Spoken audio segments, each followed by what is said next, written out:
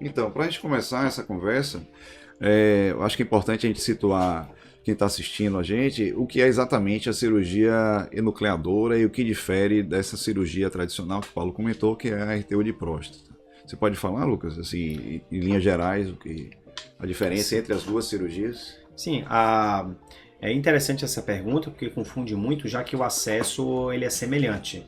O acesso é sempre pela uretra do paciente, então já de início não existe incisão no paciente, porque a gente utiliza o canal da uretra, o meato, aquele buraquinho da uretra que sai a urina, para passar um aparelho e fazer a cirurgia. A cirurgia nucleadora a gente utiliza um laser, que houve uma evolução, a gente pode falar um pouco mais sobre isso, mas houve uma evolução de um laser frontal em que ele vai como se fosse cortar a próstata, apenas o adenoma, o miolo da próstata. E a cirurgia, o objetivo é retirar esse adenoma, que é a parte que cresce para dentro da luz da uretra, que é o miolo da próstata, e que a gente remova ele numa sua grande porcentagem, cerca de 70%, para desobstruir o paciente. Então é como se fosse um cano e cheio de pedra dentro e a gente tire todas aquelas pedras e aí o paciente fique com o cano aberto para conseguir a urina passar. E um dos outros problemas que existia é que esse adenoma ficava na bexiga e a gente não sabia como tirar no passado. Hoje a gente tem morceladores que também evoluíram, isso sem dúvida foi um marco para a cirurgia nucleadora, e que a gente consegue morcelar, moer esse tipo de adenoma. A raspagem era semelhante, só que a raspagem, ao invés de você com laser tirando o adenoma, você vai raspando, como o próprio nome diz, né? Você vai tirando fragmentozinhos e depois ele vai na bexiga e você consegue com uma serigona, um dispositivo, aspirar esses fragmentos. Então são procedimentos semelhantes, de abordagens semelhantes, mas com resultados bastante diferentes. Para a gente ressaltar que diferentes tamanhos de próstata vai indicar diferentes cirurgias, né? Então, muitas vezes, uma das grandes vantagens do roller é você evitar de fazer uma cirurgia aberta e poder fazer uma cirurgia com um volume maior, né?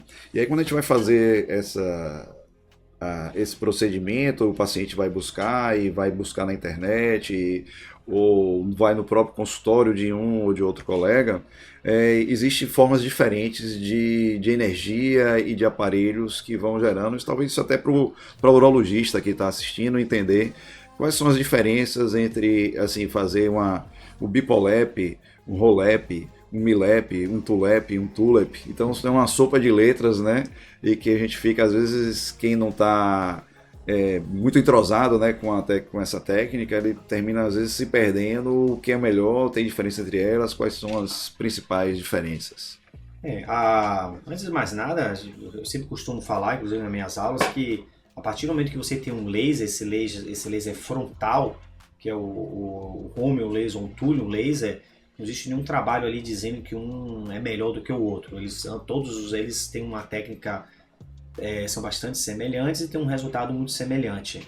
O que vai diferenciar muito, é claro, é a mão do cirurgião, o costume de ele estar usando aquele tipo de energia. Mas cada laser ele vai ter uma característica, detalhes diferentes com o outro. O que a gente tem principalmente são três tipos de laser, que é o Romeo, é o Rolep que a gente fala, o Tuflap, que é um outro chamado Thulium, outro tipo de laser de fonte, o Thulium, e que esse túnel ele pode ser pulsado ou não pulsado, ele é embebido, então ele é contínuo. Então a gente trabalha nesses três tipos de energia, e que elas três têm seus tipos diferentes, por ser um laser pulsado, o outro contínuo, o outro sendo o Romeo.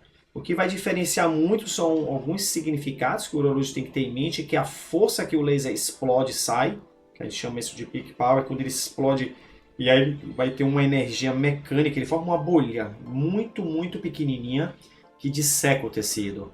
Existe uma energia também térmica, em que ela vai queimar o tecido, ela esquenta mais o tecido e ela vai esquentar. Os lasers eles têm suas características diferentes nesses dois tipos de denominações, e também tem a amplitude da onda, o quanto que aquela onda vai ficar disponível, se ela é mais rápida, se ela é mais curta, e aí o laser vai começar a ter características físicas diferentes. O urologista ele tem que ter um bom entendimento dessa física para ele conseguir utilizar a energia ali, aquele laser que ele quer, e principalmente ele pode mudar durante a cirurgia, a depender da próstata, de como ela seja, ele pode aumentar a energia, diminuir a energia, ele pode fazer com que a amplitude da onda seja mais longa, seja mais curta, ele pode utilizar mais o efeito de corte, mais de cauterização, mais essa energia mecânica. Então isso tudo ele tem que estar bem afeiçoado para esses tipos de característica. A mensagem que tem que ter, no caso o urologista assistindo a gente, é que principalmente quando a gente vai falar do túlium pulsado e do Romium, a meu ver, eles são bastante semelhantes e que na mão de uma pessoa, de um expert, ele tem resultados também semelhantes. Então ele consegue atingir ali um objetivo. A gente sempre vai ver pessoas que estão mais acostumadas a defender um, defender outro, mas quem usa os dois, por exemplo, a gente usa os dois, eu, Paulo também usa os dois, a gente sabe que tem detalhes ali específicos, mas que acaba sendo muito bom.